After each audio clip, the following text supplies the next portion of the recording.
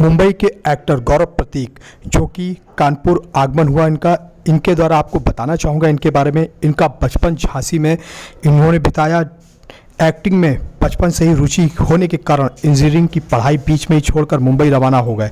हालांकि गौरव प्रतीक ने अपनी एजुकेशन पूरी की। मुंबई का सफ़र सन 2006 में किया।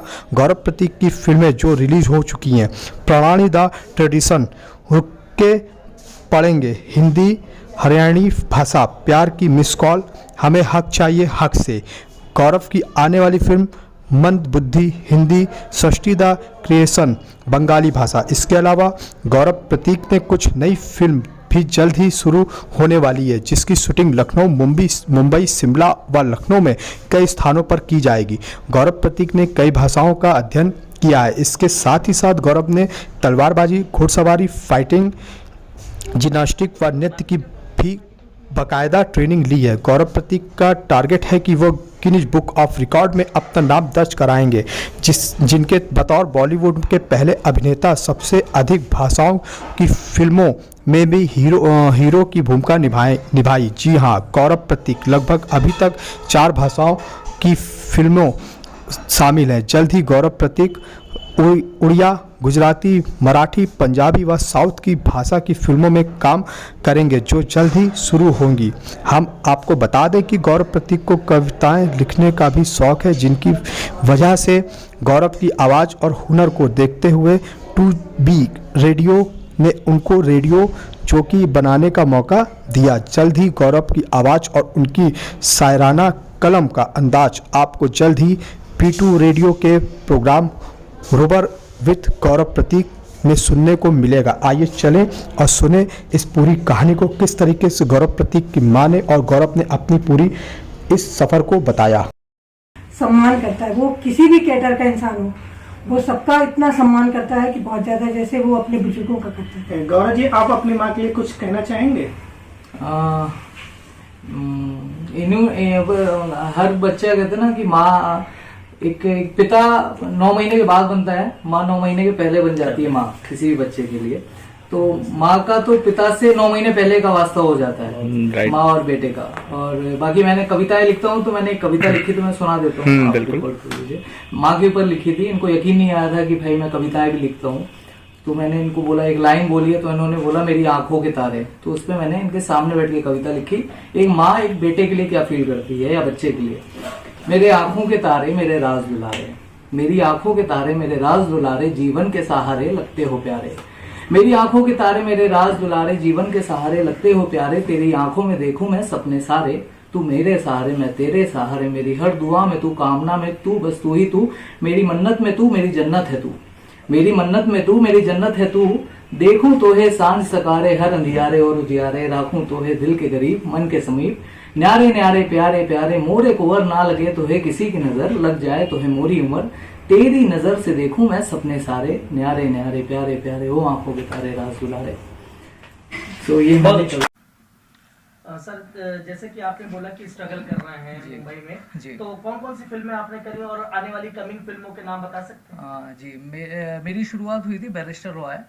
दूरदर्शन पे एक सीरियल आता है 2006 और 2007 में, आज से 10-15 साल पहले की बात है। तो मुंबई में उससे शुरुआत हुई थी मेरी। तो मैंने कुछ एपिसोड्स उसके लिए किए। उसके बाद मैंने कुछ फिल्में की हैं, जिसमें प्यार की मिस कॉल, फिर रुक के पड़ गए, एक हिंदी हरियाणवी मिक्स फिल्म थी। फिर एक मैंने राजस्थानी भाषा की फिल्म की है, मणिर और राज। इसके अलावा एक मेरी फिल्म कंप्लीट हुई थी प्यार की मिस कॉल। और अभी हाल ही में 2017-18 में एक फिल्म रिलीज़ हुई थी हक से, हमें हक चाहिए हक से। ये हार्दिक पटेल के ऊपर एक कॉन्सेप्ट था, जिसपे हमने जो आरक्षण के ऊपर मुद्दा होता है उस पर हमने बात रखी थी। सो वो फिल्म की थी। बाकी अभी 2 मेरे प्रोजेक्ट हैं जो आने वाले हैं फिल्मों में। एक फिल्म का नाम है मंद बुद्धि, जो संजय साक्षी जी डायरेक्ट कर रहे हैं। इसका अभी बुंदेलखंड में ही शूट हुआ था इसका, जिसमें अनूप जलोटा जी ये सब लोग आए हुए थे। सो इसमें एज अ लीड किया है मैंने मंद बुद्धि। और दूसरी एक मेरी आ रही Bengali film Srishti the creation, जिसमें रंजीत, रीमा लागू, राजेश शर्मा, उत्तम प्रधान काफ़ी आर्टिस्ट हैं। उसमें एज अ हीरो किया मैंने। सर, जैसे कि आप काम करते हैं, तो जैसे भी बोला कि आपने बंगाली फिल्म मारी, तो क्या लैंग्वेज आप बंगाली बोली आपने उसमें? हाँ, मैंने बंगाली बोली। उसमें मैंने 4 भाषाओं की फिल्में कर ली हैं, जिसमें एक हिंदी है, हरियाणवी, राजस्थानी, बंगाली। सो मैंने बंगाली भी सीखी, मुझे अच्छा लगता है अपने हिंदुस्तान की अलग अलग भाषाओं को जानने में, उसको सीखने में। सो उसमें मैंने बंगाली में वर्कआउट किया, बंगाली बोली। सो या सर, जितना भी थिएटर करा या फिल्म करा, जिसमें आपकी जो फेमस फिल्म रही हो उसका कोई बहुत बढ़िया डायलॉग जो आप बोलना चाहेंगे दर्शकों को? डायलॉग तो मैं एक बंगाली बोल देता हूँ, जैसे मेरी बंगाली में था, অনেকের কছেই অনেক রকম ব্যাখ্যা হয়তো হবে, তবে আমার বিশ্বাস প্রথম দেখাতেই জন্মনে ভালো লাগে, থেকে আসে ভালোবাসা, প্রেम और भालोबासा गरीब बड़ लोग ऊंची विचार करे होए ना। तो ये एक बंगाली था। एक राजस्थानी किया था, तो राजस्थानी का था, मेघा आपा भी लोगों के साथ मिल गया, आपा भी हमारे साथ विश्वासघात करिया, अरे अणु काई कारण हो गई जो हमारे प्रेम रशीश मैंने एक झटका में उजाड़ दियो, मारे थारे बीच में काई चीज आ गई जो मैं थन्ना दे ना सकियो, अरे एक बार मुक्सु केरता तो सही, मैं मारो काल जो काटने दे दे तो, मैं मारो काल जो काटने दे दे तो मेघा। सो ये मेरा हरियाणवी था, फिर सॉरी राजस्थानी था, फिर इस तरह से हिंदी और भी भाषाओं का मैंने किया है। ज्यादा एक्टरों के साथ काम करा, एक्ट्रेस के काम करे होंगे आपने, तो सबसे ज्यादा किससे सीखने को मिला और कौन आपका फेवरेट एक्टर या एक्ट्रेस रही? फेवरेट में तो मैं उनको मानता हूँ जिससे मुझे कुछ अच्छा सीखने को मिलता है। जैसे अमित जी अभी तक डटे हुए अपना काम कर रहे हैं, और उनका जो एक वो टाइम पे पंचुअलिटी, उनसे मैं काफ़ी सीखता हूँ। वो एक टाइम के बहुत मतलब पाबंद इंसान हैं, तो उनसे वो सीखता हूँ। सलमान खान से मैं थोड़ा सा जो हम्बल है, जिस तरह से वो हम्बल तरीके से पब्लिक के सामने आते हैं, वो मैं सीखता हूँ। आमिर जी से परफेक्शन सीखता हूँ। शाहरुख भाई से मैं उनका वर्सेटाइल और जिस तरह से वो अपने आप को मार्केट में प्रेजेंट करते हैं, सो जिससे जो अच्छा सीखने को मिलता है मैं सीखता हूँ। वैसे सीखने की कोई उम्र नहीं होती, हमेशा सीखता रहता है इंसान। जी। तो हम जानना चाहेंगे कि जो ये फिल्में अभी आप कर रहे हो, जो अपकमिंग फिल्में, उसमें आपका किस तरीके का रोल है? मोस्ट प्रॉब्ली में तो मैंने एज अ हीरो ही किया है। जैसे अभी मेरी मंदबुद्धि आ रही है, ये ऑफ बीट सब्जेक्ट है। सो इसमें ठाकुर एक ज़मींदार है, ठाकुर के बेटे का रोल है, जो गांव का ज़मींदार है, और इसमें ठाकुर के बेटे का रोल है। किसी फिल्म में एक प्यार की मिस कॉल में मेरा प्रेम नामक एक युवक का रोल था, जो काफ़ी मतलब प्यार के लिए कुछ भी कर सकता है, उस तरह की उसमें स्टोरी थी। बंगाली फिल्म भी एक फैमिली ड्रामा है, सो उसमें भी मतलब मोस्ट प्रॉब्ली मैंने रोमांटिक फिल्म्स ज़्यादा की हैं। सो उसी में ज़्यादा मेरा फोकस है, लेकिन कोशिश करूँगा मुझे ऑफ बीट सब्जेक्ट या जो थोड़े से लीक से हट के सब्जेक्ट होते हैं उसमें ज़्यादा इंटरेस्ट है मुझे। सर, जैसा कि बॉलीवुड में बड़ा शोषण होता है जी। उसमें आपका क्या कहना है? जैसे सुशांत सिंह राजपूत का एक एग्जाम्पल भी गया है, गुजरा है, तो उसमें आपका क्या कहना है सर? सुशांत सिंह राजपूत तो बस हम यही कहेंगे कि हम जिस तरह से सुशांत जी नीचे से उठ के आए हैं, एक आम परिवार से उठ के आए हैं। मेरा भी कोई गॉडफादर नहीं था, मैं भी एक आम परिवार से उठ के आया हूँ। सो शोषण तो हर जगह है। मैं ये नहीं बोलूँगा जिस तरह से मुझसे कई लोग बोलते हैं यार फिल्म लाइन में तो डिवोर्स हो जाते हैं, फिल्म लाइन में तो आप अफेयर चलते हैं। तो मैं ये बोलना चाहता हूँ कि अफेयर या डिवोर्स या ये सारी चीज़ें किस लाइन में नहीं होती। जो एक नौकरी करता है उधर पे भी होता है। आप अपने अड़ोस पड़ोस में देखेंगे, वहाँ पे भी बहुत सारे इस तरह के किस्से मिल जाते हैं कि ये डाइवोर्स हो गया। ये एक पर्सनल इंसान की पर्सनल थॉट होती है, पर्सनल सोच होती है। क्योंकि हमारी फिल्म लाइन थोड़ा सा हाईलाइटेड है, आज बिग बॉस उसी बेस पे चल रहा है कि पब्लिक को हमारी पर्सनल लाइफ देखने में बड़ा इंटरेस्ट आता है, ये किस तरह की चीज़ें हैं।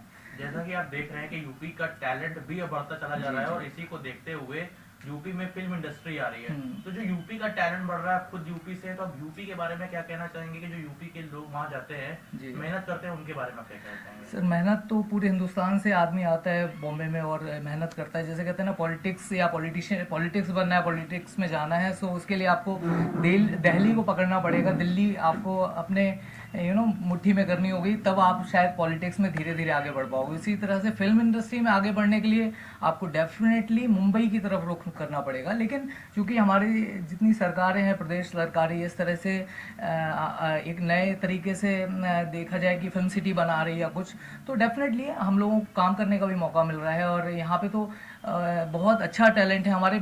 देखा जाए महाराष्ट्र में सब यूपी बिहार इधर के ही सारे आर्टिस्ट हैं, सो वहाँ से जा रहे हैं। और इस तरह से अगर फिल्म सिटी या ये सब बन रहे हैं, निर्माण हो रहा है, तो डेफिनेटली हम लोगों को प्रोत्साहन मिलेगा। जो कहते हैं ना, जो लोकल आर्टिस्ट हैं या क्राउड की हमें ज़रूरत पड़ती है, तो उनको भी काफ़ी एडवांटेज मिलेगा कि उनको काम यहाँ से लोकल स्तर पे मिलेगा। और काफ़ी आर्टिस्ट हैं यहाँ पे जो काफ़ी मेहनती हैं और नई नई विधाओं और शैलियों को जानते हैं। सो मैं तो सराहनीय कदम बोलूँगा इसको। सर, जैसे आप कानपुर बहुत टाइम के बाद आए हैं, तो कानपुर में आके कैसा लगा सर, और क्या परिवर्तन देख रहे हैं कानपुर में? परिवर्तन तो काफ़ी देख रहा हूँ। साफ सफाई हो गई, जिस तरह से मैं पहले सुनता था मुंबई में खासकर कि भाई सबसे गंदगी या उसके लिए कानपुर की भाई नंबर 1 पे है। सो वो चीज़ आज देखने को नहीं मिल रही। आज मैं कभी साइकिलिंग 1-2 दिन मैंने साइकिलिंग भी की यहाँ पे, तो काफ़ी साफ सुथरा और नीट एंड क्लीन दिख रहा है कानपुर।